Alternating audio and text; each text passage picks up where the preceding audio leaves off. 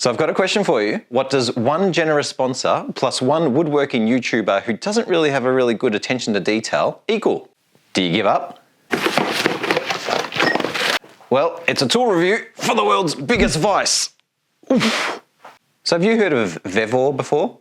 To be honest, I haven't, so that's why I was a little bit surprised when they reached out and they said, hey, do you want to choose something from our website and give it a review? It actually worked out really, really well for me because I've been looking for a drill press vise for quite some time now, and they've got a 5-inch model which was well reviewed on their website. It's actually a mill vise, so it's more aimed at metal workers to use on a milling machine rather than it is a woodworker on a drill press. However, I figured that it was a chance for me to get something a little bit nicer than I would normally buy for myself, and it was very, well, not low risk, it was no risk because Vevor were going to provide it to me for free. I'd be stupid not to do it, right? Let me tell you, my first impressions are that this is amazing for the price. Okay, let's cover the most obvious thing first. It is massive. So here's the thing, 5 inches is about that much in length, which, yeah, I just happen to know that for some reason, not sure why. And Vevor sell a number of vices, including this model in a 3-inch version. Now, seeing that I'm such a big, strong, manly man, I saw the 3-inch model and I thought, that's pathetic, that's too small, too childish, there's no way that I would ever buy that. So I got the 5-inch model because that was the biggest one they had. I'm actually quite lucky that they didn't have a 7-inch model because I would have bought that one 100% guaranteed. And the reason for that is because I don't pay attention to detail, yeah? I saw 5 inches, so I thought, okay, beautiful, the vise is gonna open up about that much, so it'll be, maybe about that big. No. So my 5-inch vise actually clocks in round about 15 by 11 inches. A little bit bigger than I expected. The jaws on the vise are 5 inches wide and they actually open up 6 inches in length, so you can get quite a bit of material inside there. It sits on a rotating base, 360 degrees rotation, and you can tighten and lock it down using a spanner if you wanted to. I imagine on a milling machine that would be a super useful feature. For a woodworker, maybe there are some specific tasks where this rotation will help, but for the most part, I probably won't use that feature, although it could be nice to have one day. As a woodworker, if you think you've got a good idea of why that rotation would be useful, please leave a comment down below, let me know what I should be using it for. Now, if you go looking online, you'll see that there's a few reviews for this vise already out there, and a couple of them go really deep on the tolerances of the vise, of how smooth and how flat everything is. Specifically, there are a lot of comments out there around how flat the base and the face of the vise is. They're talking about tolerances of less than 0.005 of an inch. Do you know what Google says is roughly 0.005 in thickness? The wall of a bubble of soap. Now, being a woodworker, I don't have any need for tolerances as tight as that. From my perspective, so long as the jaws are very square and flat with the base of the vise, so when I put something in, it sits in there perfectly, and when I close the vise, it closes perfectly perpendicular, I think, to each other, nice and flat. I care that it closes flat together, the jaws. So long as that happens, then I'm happy with it. And that's what happens here. It's got a very smooth motion back and forth. It's got a very nice, coarse might be the wrong word, but a very coarse thread so that when you crank it, it moves along at a nice quick pace. You're not there winding it up for 10 minutes. And when it closes very smooth and very flat. One thing that I find really cool is that when you close it all the way, the seam between the two jaws, it just completely disappears. It's pretty cool to see, and it's quite a thing of beauty. Now, it's actually a really heavy thing of beauty as well. So if you go check the website, it says that it clocks in at around about 23 kilos. So something else that had I noticed before I ordered it would have tipped me off that maybe it was a little bit bigger than I needed. The 3-inch version of this vise clocks in at around about 9 kilos. So that's probably a little bit more user-friendly. As for drawbacks or negatives for this vise, yeah, sure, there's a couple of small things, but I think that they're all very small things and they can actually be remedied by yourself anyway. I really like this vise. Obviously, I've already mentioned the weight and the size of this vise. Unfortunately, it is too big and heavy for me to place on my current drill press. It will break it. My little old drill press just isn't big and strong enough to take the weight, which is a real problem for my wallet because now it means I have to go and upgrade it. To be fair, I've been looking to upgrade my drill press for a couple of years now. I think I know the one that I want, so I'll be going shopping for that very soon. Even once I've got that bigger drill press though, I think that this might still be overkill.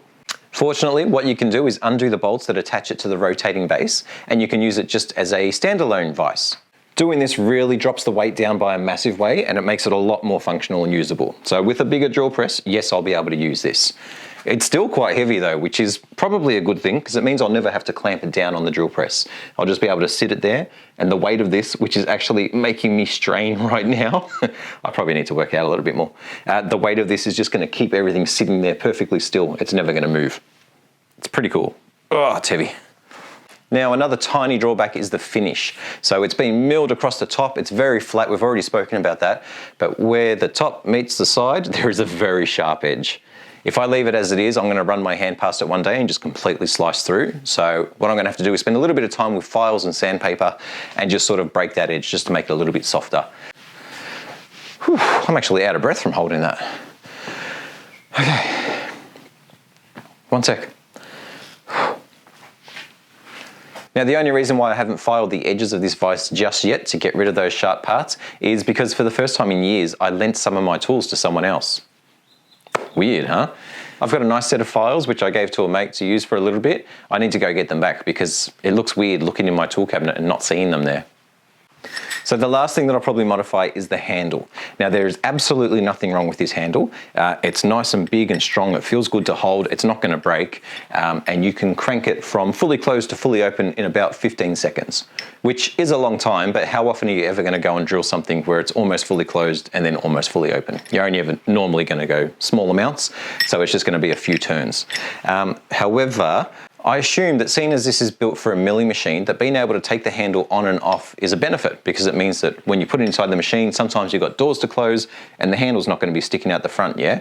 I assume that that's why they have it, so that it's removable. For me though, and my future drill press, I think that I want to have this attached to the vise permanently so that I don't have to worry about taking it on and off. I don't see how it's going to help me. At the moment, I can't do that, so what I'm going to do is probably drill a hole, tap it, and then I'll put a grub screw in there so that it's always permanently gripping the vise. But again, that's not really a drawback, that's just a change that I want to make to it so that it works a little bit better for me. Overall, I am straight out shocked at the quality and the price of this vise. I've been looking for some time at different vises, and every time I find a nice one, it's $250, $350, $400, and I'm not going to go spend that much money.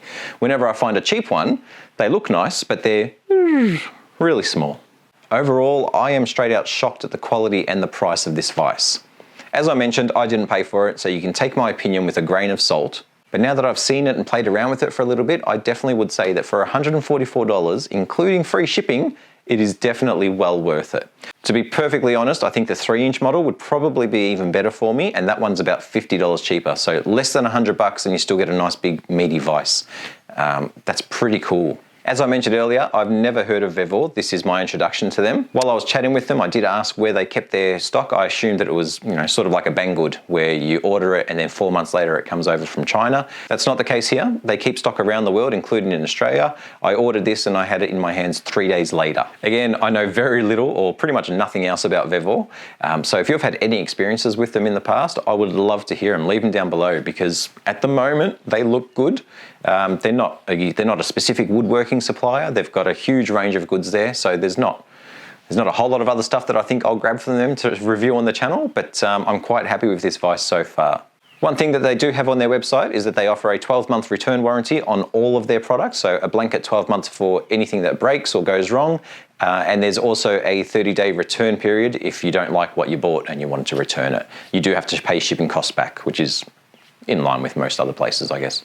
So now I think I'm going to go shopping for a nice big chunky drill press. Very much looking forward to that as well, so that I can use my new big chunky fully sick vise in anger. Cheers, gang.